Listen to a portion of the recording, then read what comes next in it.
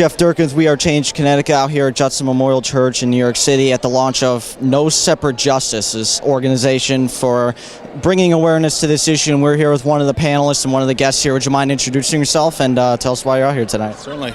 My name is Tamer Mehanna. I'm here on behalf of my family and my brother, Tarek Mehanna. He's a political prisoner here in the United States.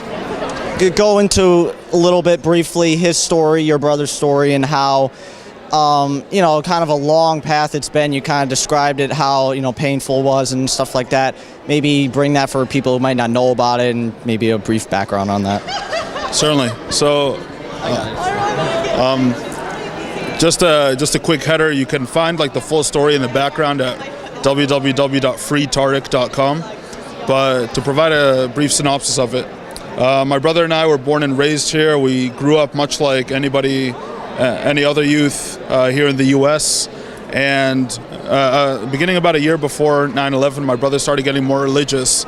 Not like crazy religious, but, just taking a closer look at his faith. And we always believed in social justice, and so also giving back to our community. So he became very active in the different Muslim communities around the greater Boston area. The FBI caught wind of this, and because they have a thing for informants, placing informants in the Muslim community. And they approached my brother. They wanted him to be an informant. Informant on what?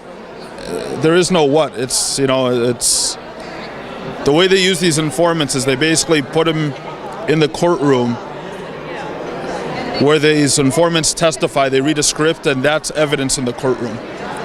And so they wanted my brother to do this, to play this role, because he's well trusted by the community, and he seemed like the ideal informant. My brother said no.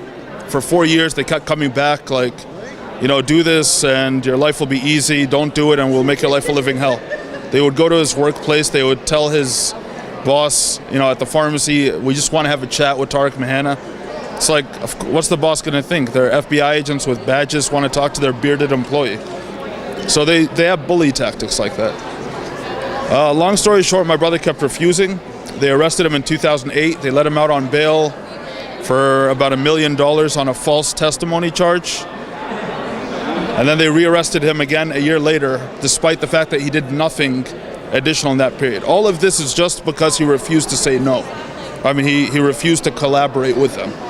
They arrested him again in 2009, that second time, kept him in solitary confinement for 4 years before his trial here in America. And he just had his trial a year and a half ago, and he was sentenced to 17 years at Terre Haute in Indiana. I could either speak more about it, or if you want to ask questions, as you wish. Yeah, it shows, you kind of got it through the wrong end of how the justice system is used with informants and the FBI's tactics. Basically, is the idea after 9/11, this tactic under the guise of terrorism and stuff like that. You mentioned it was 4 counts of terrorism. Your brother was charged with 4 counts of terrorism on that. I mean, honestly, once you've been through the song and dance of the courtroom, it's I don't even remember the charges anymore, because they don't matter. It's not about fact. It's not about, it doesn't make any difference. It could have been 1 charge and he still would have faced life in prison without possibility of parole. The rules do not matter when it's a political crime. When it's a political case. They always tell us there's civil cases and there's criminal cases, but there's also political cases. And the gloves come off with the political cases. So, for example, the judge instructed the defense not to use the First Amendment as a defense. Because the defense was saying he was vocal against the wars in Iraq and Afghanistan, and this is why he was targeted. The judge instructed them before the trial began, you cannot mention the First Amendment. Another thing that came up, a reporter informed us that they'd reached out to somebody at the NYPD counterterrorism unit, which kind of competes with the FBI to nail these terrorism cases. It turned out that the counterterrorism unit at the NYPD had sent an undercover provocateur across state boundaries to Boston, to my brother. they sent a snitch to my brother in Boston to try to entrap him. You know, like one of those guys that comes and he's like, you know, slowly, insidiously tries to. And my brother caught onto it, and he told this guy never to talk to him again. The judge instructed the defense not to mention that to the jury. And like that's just one of a long laundry list. So like, I mean, when we talk about like, you know, like just the way this runs in the courtroom, the rules are very changeable. Maybe for people out there, maybe describe your brother in a way, you know, what kind of person was he like? For people who, and then again, I think you mentioned earlier, any updates on how can people get involved and, you know, spread more of his message like you did tonight also? My brother is an incredible person. He's the strongest person I've ever met. I regret the fact that I did not spend enough time with him prior to him being taken away from us. And I'll do whatever I can to get him back. He's been strong throughout this entire thing. During the trial, 6 of his friends, imagine like 6 of your best friends you grew up with.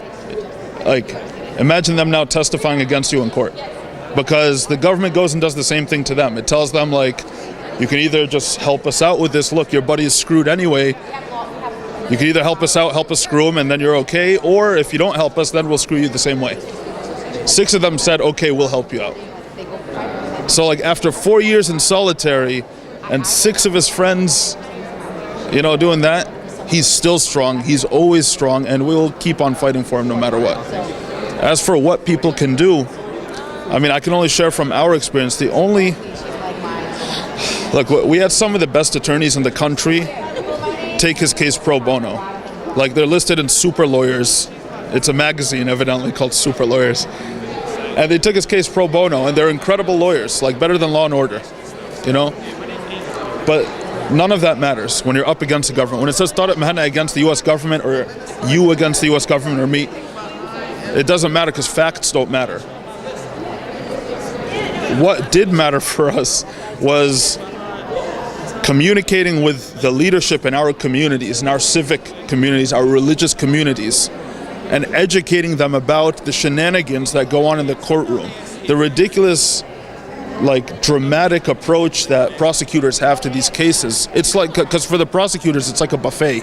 It's like, oh, these cases, 99% conviction rate, let me build up my resume. You know, and so they're crazy, and they're just feasting in the courtroom. But then outside of the courtroom, you know, like, they have programs, like, for example, they had this program in the Boston area called Bridges, where, like, it's an outreach program between the FBI and the prosecutor's office to the Muslim community to address concerns. We educated the leadership in exactly what these folks were doing in the courtroom, and they were pretty shocked about it. We educated our leaders about that, and they were shocked. They had no idea. And so then they asked us, well, like, what can we do to help? You know, how can we help to prevent this from happening to somebody else?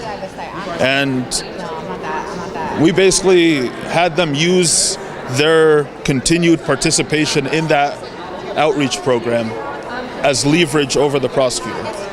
We were lucky. The prosecutor was running, the head prosecutor, the U.S. attorney, was running for mayor the following year. So it's a simple votes game. It's sad that it comes down to this. It becomes a matter of, like, playing a political game, because justice and that stuff, the folks who make the decisions on the government's end, they don't care about that. They genuinely could care less about justice or any of that. They care about their careers.